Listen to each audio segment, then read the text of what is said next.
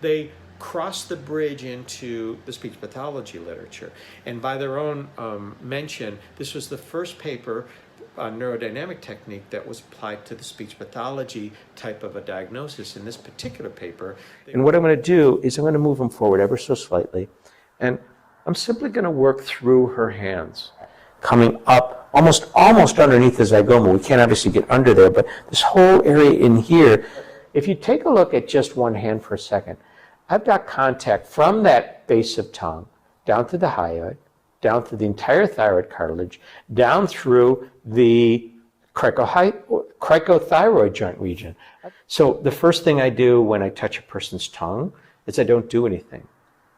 And then, if they're okay with what we're doing, then I slowly, ever so slowly, begin to engage. Can you feel that solidness under my fingertips? Yeah? Mm-hmm. 0 to 10, how aggressive does this feel? 4 or a 5. 4. Mm-hmm. Okay, now that was totally unscripted between Melissa and I. Does a 4 feel safe? Yeah.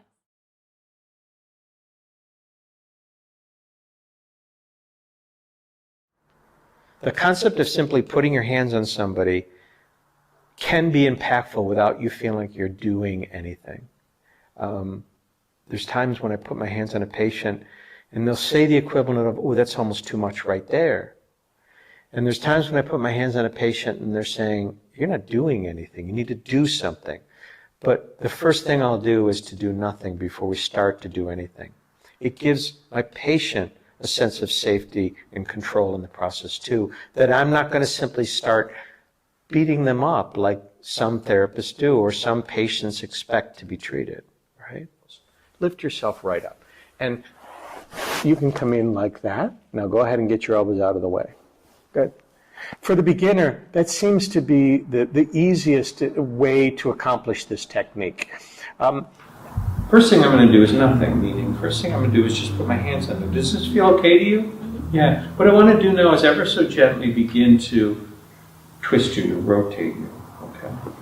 Where they were looking at GERD and some of the hallmarks of GERD with a disruption or abnormal lower and upper esophageal sphincter pressure that basically causes the reflux to come up.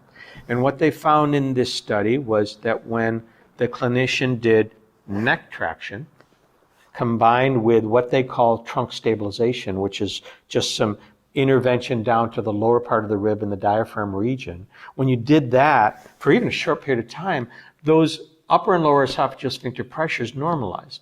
Can often be part of a more broad intervention for issues of breast support, issues of sports and performance, and whether that's athletics or the vocal performer type of issues with the ribs and breathing, but also for local issues of pain and other sorts of dysfunctions or simply range of motion problems.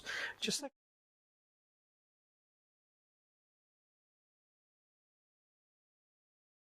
if I took Melissa's laryngeal complex and I took that downward scoop like that, I call it a scoop and drag, where I'm scooping and dragging downward.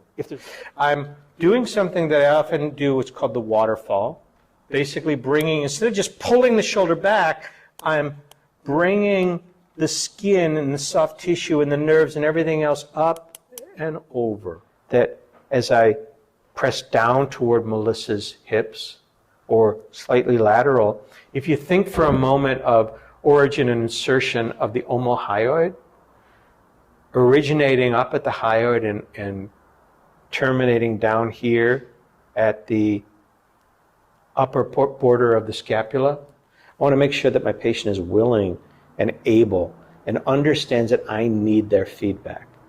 But think about the almost infinite number of ways that I can move Melissa, or Melissa could move herself with me.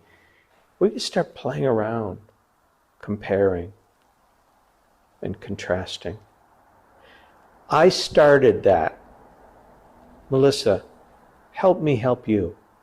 Where do you need to take your head, your neck, your upper body to a place that begins to have meaning for you instead of just me?